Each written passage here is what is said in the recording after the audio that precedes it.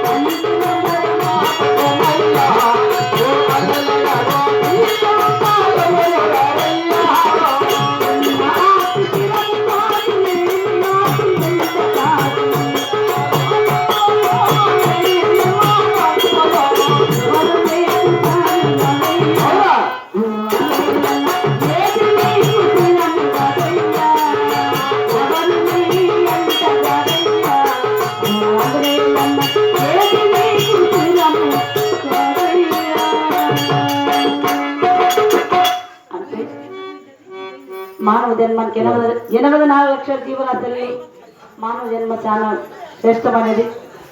ఈ మానవ జన్మానికి చూడడానికి కళ్ళు, మాట్లాడడానికి నోరు, వినడానికి చెవులు, నడచడానికి కాళ్ళు, చేతులు అన్ని ఇచ్చాడు మహానుభావుడు ఆ భగవంతుడు.